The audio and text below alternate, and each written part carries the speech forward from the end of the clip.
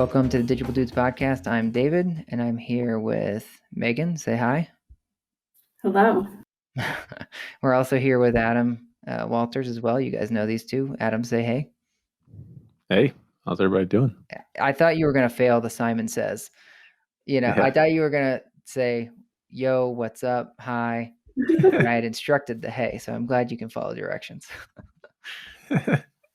All right. Well, today's snack episode, you guys wanted to get on and talk about our RLSA ads. I always have to look at this to make sure I don't get the acronym swapped, but it's remarketing list for search ads.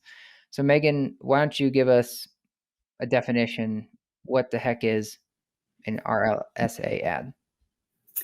Yeah, so it's really creating this audience list of site visitors, and then we create a campaign specifically targeting that list for users who have visited the site already. And we set it up using non-brand keywords, so it's not retargeting current residents or people who are already familiar with the brand. It's really connecting with people in that research phase who have visited the site, but maybe are still researching and kind of need that reminder that, we're offering great apartments. Yeah. So I'll just repeat for myself here, but we're basically retargeting people when they go back to the Google results and search again. So they searched for like apartments for rent.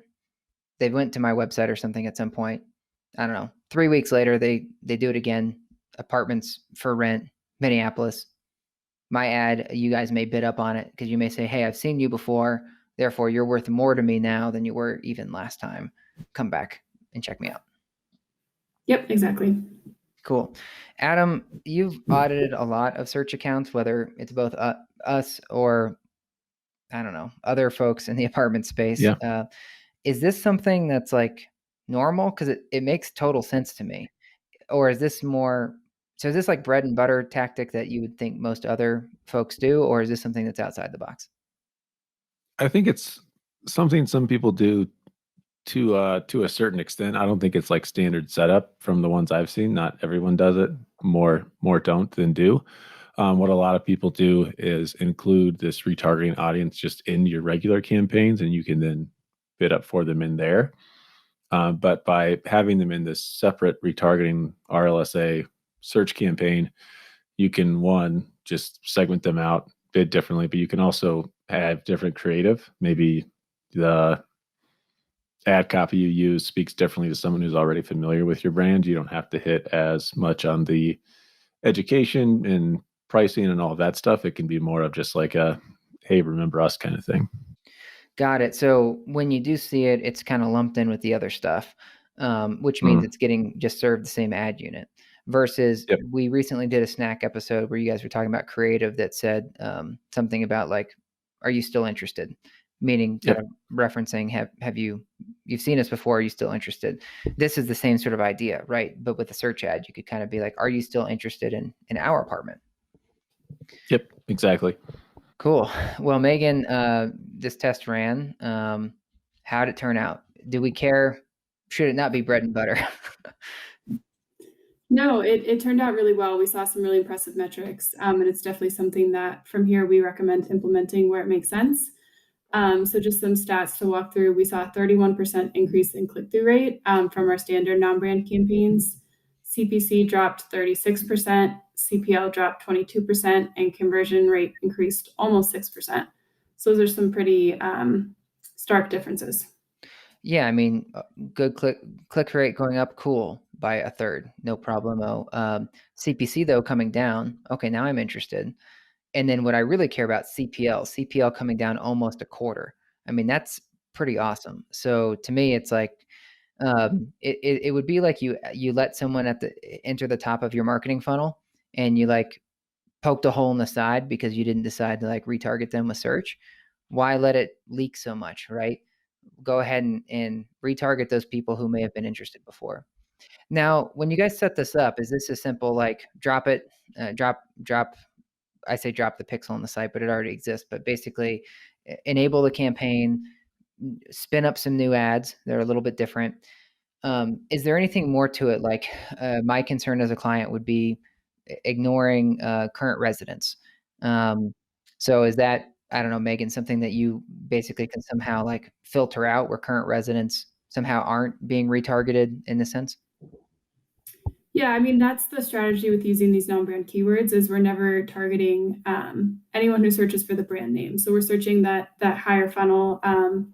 Those searches in terms of what you're saying earlier, like apartments for rent, apartments for in Denver, wherever the market is that we're working on. But those current residents really aren't going to be searching for the keywords that we are specifically targeting unless they're looking to potentially move, in which case it's not that a bad strategy.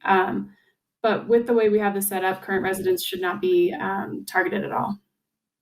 Cool.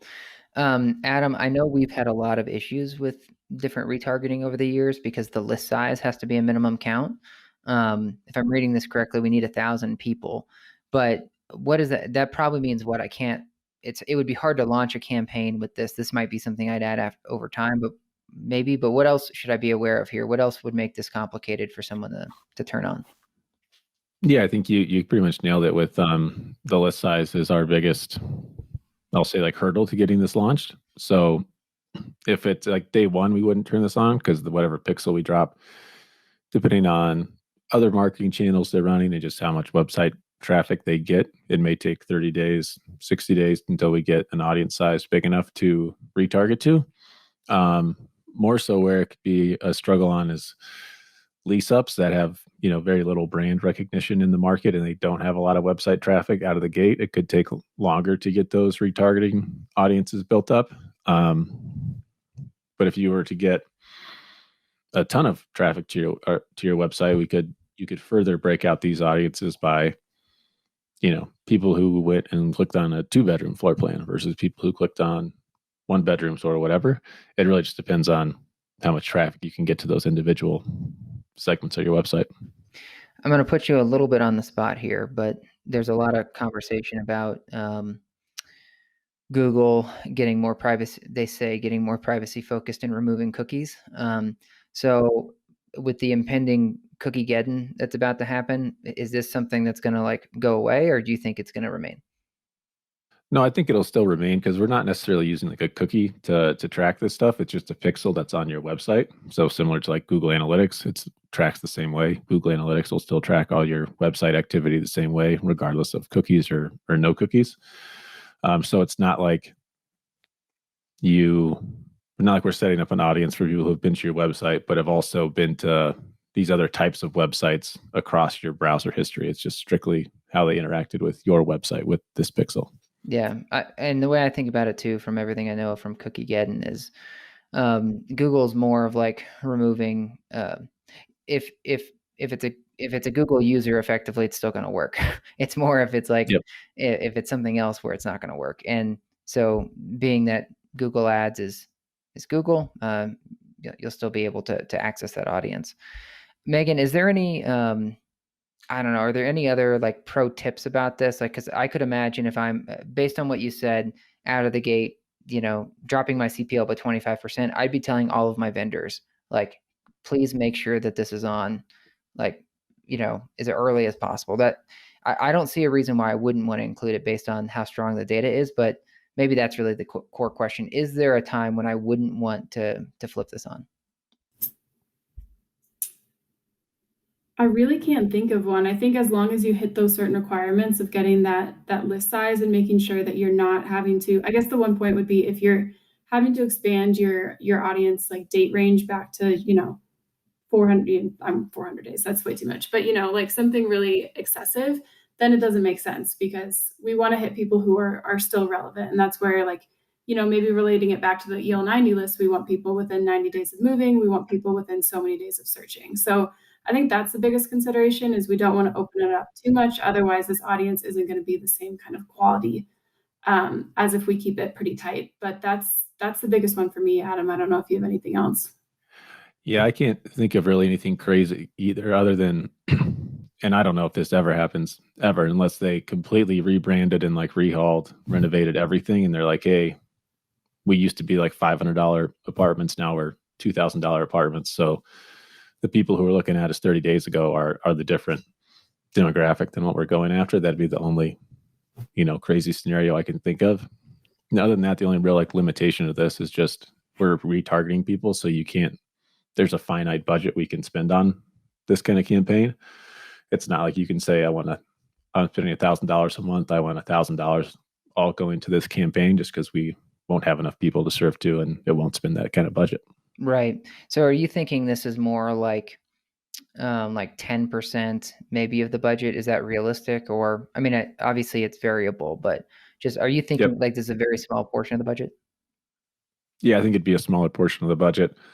And then again, just like everything else, we'll just let like data and strategy kind of dictate it. If CPL continues to keep going down and we can continue to keep spending money on there, then maybe it grows over time. But I don't think it'll ever be a part where it's 75% of your daily spend is on this campaign. Yeah. Well, the other thing I could see is this could be a great tactic if you have some channel that you can drive really inexpensive traffic from. So if there's some, I don't know, display channel or something where you're getting clicks for like a quarter a piece or 10 cents a piece, you could almost use this to feed the funnel, right? So use the less expensive channel, feed the funnel, and then rely on on that audience you're building to retarget them with on search when they actually get into the research cycle and they're not just kind of interrupted in the middle of their day. Totally. I think it's also great for people who have smaller monthly budgets. And, it's like, hey, we have a small, like I said, daily spend we can hit. So we're kind of just running brand. But even then, it's like we have just enough where we can't put it all on brand terms, but we don't necessarily want to spend we have an extra $10 a day, but non-brand CPCs are $5. It's like, well, let's try to get 5 clicks from this campaign as opposed to, 2 clicks from another campaign or something like that. So it could be a great non-brand supplement for those smaller budgets. Yeah, or those properties that miraculously have done really well with organic ranking and they're super high in the search results for a lot and they get a lot of traffic. So they're already getting, I don't know, 3,000 sessions a month from organic traffic. And so a lot of people think, can I wean off of the ILS completely and maybe even paid search completely? Maybe you wouldn't wean all the way off of paid search because you won't rank for every keyword you want. But now you could leverage that organic traffic you have and hit keywords that you're not ranking for with a smaller, few $100 budget. Yep, absolutely. Well, Megan, this is super cool. What are next steps with this? I mean, the results seem conclusive to me, but where do you take it from here?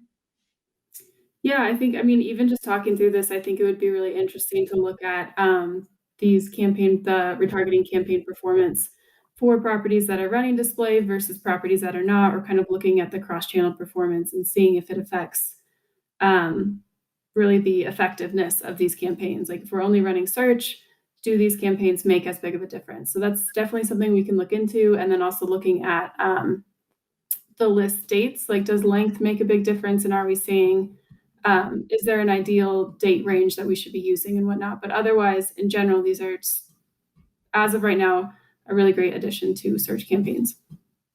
Great. Search accounts. Yeah, well, thanks for sharing, guys. Sounds like a standard thing that I'll be talking about now, saying this is something you should consider. So appreciate the what seems like pretty conclusive data and look forward to you guys taking it a bit further. Yeah, definitely. Awesome.